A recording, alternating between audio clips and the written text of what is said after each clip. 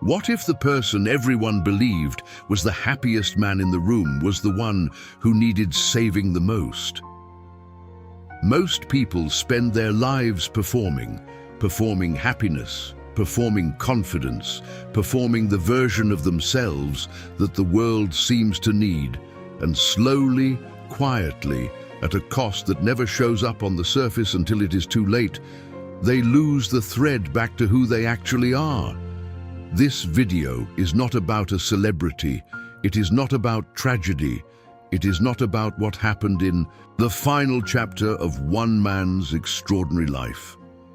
This video is about you, about the distance between who you show the world and who you are when the door closes and the audience disappears, about what it costs to perform that distance every single day, and about what becomes possible the moment you decide to close it. Before we go any further, if you have ever smiled when you wanted to cry, laughed when you wanted to stop, been the one everyone leaned on while carrying something no one knew about, let's leave a comment right now. Just say, I know this, because this video was made for exactly that person, and I want to know you are here. If this is already landing somewhere real in you, hit the like button, not for the numbers, as a signal to yourself that you are ready to see something you may have been avoiding. And if you have never subscribed to this channel, this is the moment. Every single video here exists for one reason: to close the gap between the life you are performing and the life you were actually built to live. Now, let me tell you about the funniest man who ever lived, and what he left behind that nobody was supposed to find. His name was Robin, and from the moment he walked onto a stage for the first time, something happened that had never quite happened before in the history of human performance. The room did not just laugh, the room came alive, as if something dormant in every person watching had been given permission to exist, permission to be ridiculous, permission to be tender, permission to be fully present in the specific way that only happens when someone else is being completely real in front of you. He could become anyone. He could become anything. He moved through voices and characters and emotional registers the way most people move through a single room, casually, naturally, with the specific ease of someone who is simply doing what they were made to do. He won an Academy Award. He filled stadiums. He made heads of state laugh until they wept. He made children feel seen. He made grieving people feel less alone. He made the world feel, for the duration of a film, a performance, a single shared moment, like a place that contained more joy than it usually admitted to. And this is where most people stop the story, because this is where it feels complete. The man who made the world laugh, the gift, the genius, the joy. But there is another version of this story, a version that most people never examine because it is easier and more comfortable to stay with the first one. And it is the version that contains the transformation that this video is here to deliver. Because here is what nobody talks about when they talk about Robin Williams. Not the performances, not the awards, not the genius. Something simpler and more devastating and more universal than any of those things. He was lonely. Not in the way that most people use that word. Not the loneliness of being physically alone in a room, the specific and brutal loneliness of being surrounded by people who love the performance so completely that the person behind it begins to wonder whether the person behind it actually exists at all. The loneliness of being needed for what you do rather than loved for who you are. The loneliness of being the one who makes everyone else feel better, so completely and so consistently that it becomes impossible to imagine being the one who needs someone else to make you feel better. Because that is not the role. That is not what you are for. That is not what everyone has come to expect. And now I need you to stop for a moment, because this is the part of the story where it stops being about Robin Williams. Have you ever been that person?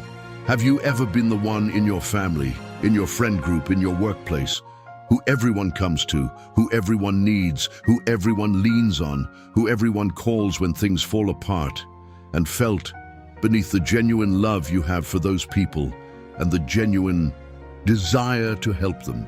A very quiet and very persistent question: who comes for me?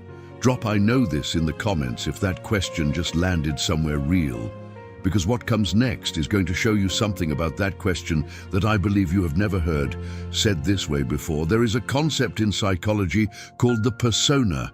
It was named by Carl Jung, and it describes the specific mask that each of us constructs in order to meet the demands of the social world we inhabit. The persona is not a lie. It is not a deception. It is a tool, a necessary and functional adaptation that allows us to navigate different social contexts, meet different social expectations, and present different faces to different audiences without being perpetually vulnerable. Every human being has one. You have one, I have one, everyone you know has one. But here is what Jung also understood, and what Robin Williams lived at a scale that most of us will never approach: that the persona has a shadow side. The more convincingly you inhabit a persona, the more distance develops between the mask and the face beneath it. And the more that distance grows, the more the face beneath the mask begins to lose its definition, to become less certain of its own features, to ask, in the specific private silence that only exists when there is no audience, whether it exists independently of the performance at all. Robin Williams was the greatest persona architect of his generation. He could construct a character in real time: voice, physicality, emotional register, internal logic, in front of your eyes. He did it instinctively, effortlessly, and with a specificity that genuine actors who study for decades cannot replicate. And he applied that same extraordinary capacity to his own public self. The Robin Williams that the world knew, generous, spontaneous, brilliantly funny, emotionally available to everyone in the room, was not a lie, but it was a construction, a magnificent and genuine and loving construction that over decades of being needed and appreciated and celebrated became less and less distinguishable from the person constructing it. And this is where the story becomes yours. Because most of us are not geniuses of persona construction. Most of us cannot hold a room of 10,000 people in the specific way that Robin Williams could. But most of us are doing something recognizable. We are editing ourselves. We are reading the room before we speak. We are choosing the version of our story that people can handle rather than the version that is actually true. We are being what is needed rather than being what is real. We are performing the distance, maybe only slightly, maybe enormously, between who we are and who the world seems to need us to be.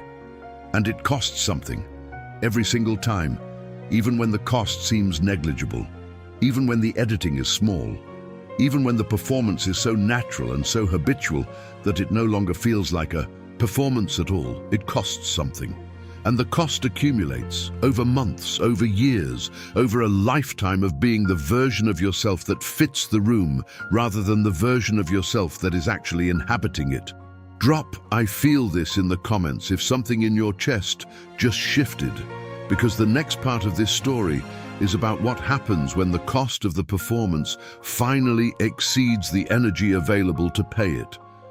There is a pattern in the lives of people who carry a great deal for others, a specific and recognizable pattern that appears across cultures and across centuries and across every level of achievement and circumstance. It goes like this: the more genuinely you are able to support others, the more reliably you show up, the more completely you hold space, the more consistently you deliver the specific thing that makes the people around you feel better, the more invisible your own needs become. Not because anyone intends for this to happen, not because the people who love you are selfish or uncaring, but because you are so good at not needing anything. You have made not needing anything into an art form.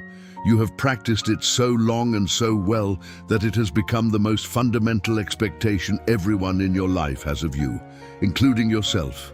And beneath that expectation, behind the performance of sufficiency, behind the consistent availability, behind the smile that arrives before the pain does, because the pain has learned to wait. There is something that never gets to be named, never gets to be seen, never gets to be held by someone else the way you have held so many things for so many people. And here is where Robin Williams becomes the mirror that this video has been building toward.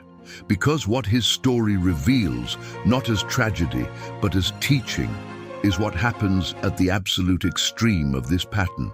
When the performance is so total and so sustained and so genuinely given that the person beneath it has no remaining vocabulary for their own interior experience. When the distance between the mask and the face has grown so wide that the face can no longer remember how to ask for what it needs, because asking has never been part of its role. When the loneliness beneath the performance becomes so complete that even the people who genuinely love you cannot reach it. Not because they would not want to, but because you have made it so unreachable for so long that you have forgotten that reaching is possible.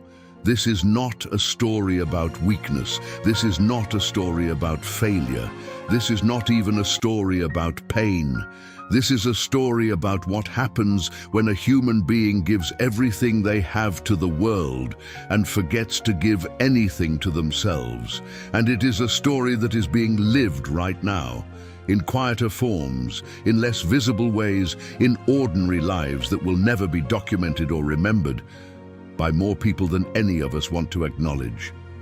Drop "I see it" in the comments if you recognize someone you love in what I just described, and keep watching, because this is where the story turns.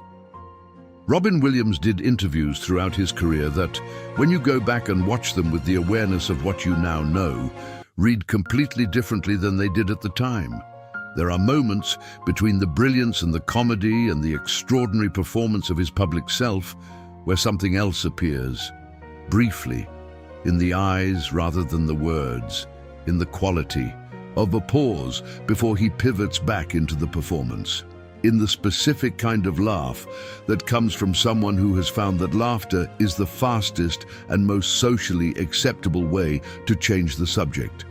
In one interview he said, "I think the saddest people always try their hardest to make people happy because they know what it's like to feel absolutely worthless, and they don't want anyone else to feel like that."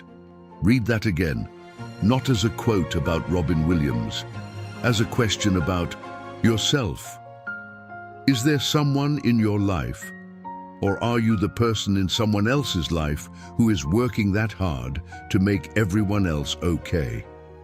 Who has built that specific practice of deflecting their own pain into other people's joy? Who has become so skilled at making everyone else feel seen that they have made themselves invisible in the process? Because here is what that person needs. What Robin needed, what you need, what the person you just thought of needs, and what the performance makes almost impossible to receive. Not more appreciation, not more laughter, not more success or recognition or the expansion of the audience. Permission. Permission to be insufficient, permission to not be okay, permission to put down the performance for long enough to let someone else hold something for once. Permission to be the one who needs, not just the one who provides. Permission to have an interior life that is not curated for consumption. Permission to be, for a moment, the least funny and least capable and least together version of yourself, and to discover that the people who actually love you will still be there. Drop "I need to hear this" in the comments right now, because this is the center of everything this video is trying to give you. Now let me tell you what the neuroscience says about this, because this is not just philosophy, this is not just emotional intelligence. What Robin Williams lived, what millions of people live in quieter versions every single day, has a biological reality that most people never learn about and that changes everything when you understand it. When a human being chronically suppresses their authentic emotional state in order to maintain a social performance, when they habitually edit what they feel in real time in order to meet external expectations, something happens in the nervous system that is not metaphorical. The amygdala, which processes threat responses, begins to treat authentic emotional expression as dangerous. The prefrontal cortex, which regulates social behavior, works over time constructing the appropriate performance rather than processing genuine experience. The body's stress response systems remain in a state of low-grade activation that never fully resolves because the source of the stress, the gap between inner experience and outer performance, is never addressed. Over time, this produces the specific kind of exhaustion that has no obvious external cause, the kind that sleep does not fix, the kind that success does not address, the kind that more appreciation, more connection, more performance only temporarily masks, the kind that Marcus Aurelius wrote about when he described the man who chases comfort and achievement and recognition and finds at the end of each successful chase that the thing he was actually looking for was not at the destination. The Stoics called this the failure of the external life to satisfy the internal need. Seneca wrote that we are more afraid of what people will think of our weakness than we are of the weakness itself, and that this fear of being seen as insufficient drives us to perform sufficiency until the performance destroys us. Robin Williams did not fail. He demonstrated at the highest possible resolution and the most public possible scale what it costs to perform the distance between who you are and who the world needs you to be for long enough and completely enough that the performance becomes indistinguishable from the person. And the lesson, the transformation that this entire video has been building toward, is not to avoid being generous. It is not to protect yourself from being needed. It is not to become less available to the people you love. The lesson is this: you cannot give from empty. You cannot sustain a performance of sufficiency on a foundation of unseen insufficiency. You cannot be the light for everyone else if you have never allowed anyone to be the light for you.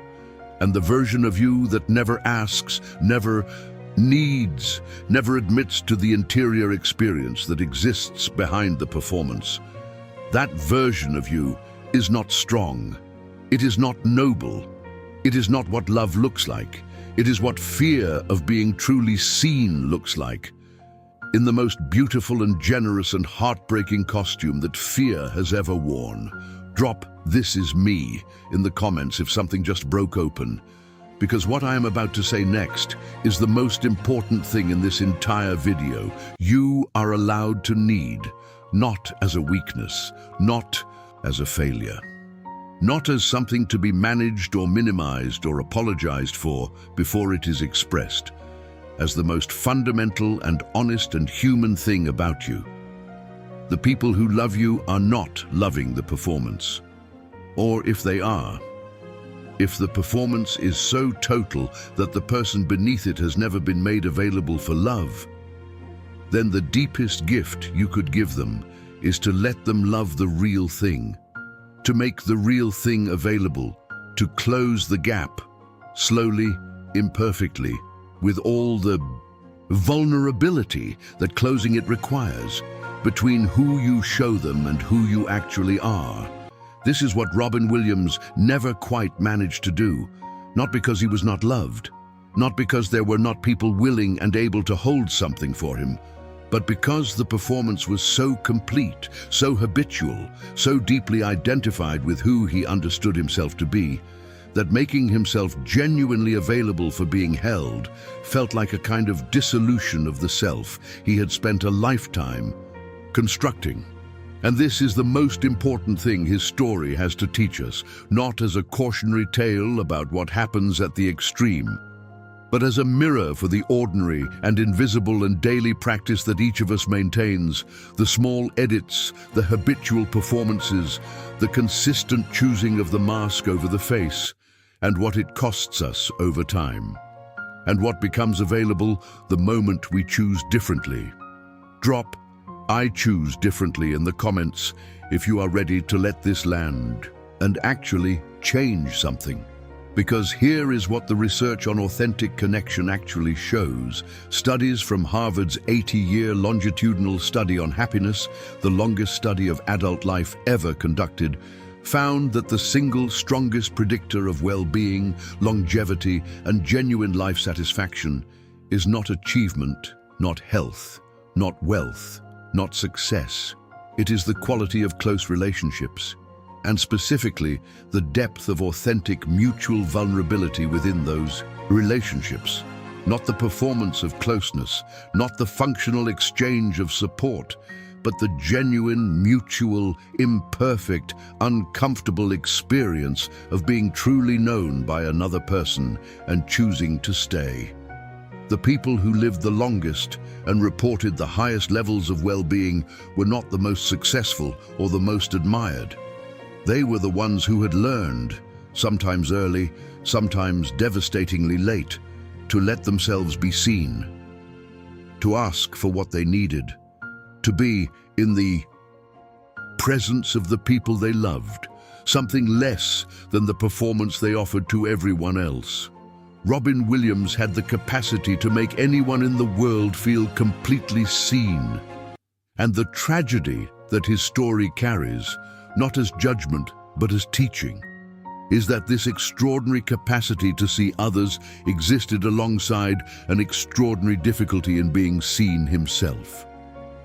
And the question that I want you to carry out of this video, the question that is going to keep working in you long after the screen goes dark, is this: who in your life do you trust enough to stop performing for, not to collapse in front of, not to burden with everything you have been carrying, but to simply be, for one honest conversation, in one unguarded moment, the version of yourself that exists when there is no audience, the version that has needs and fears and questions and inadequacies, the version that is not always okay, the version that sometimes needs someone else to be the light, that person, the unperforming, unedited, genuinely insufficient version of you, is not your weakness.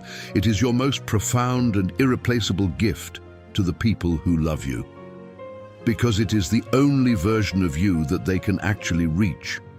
And it is the only version of you that can actually be loved rather than admired.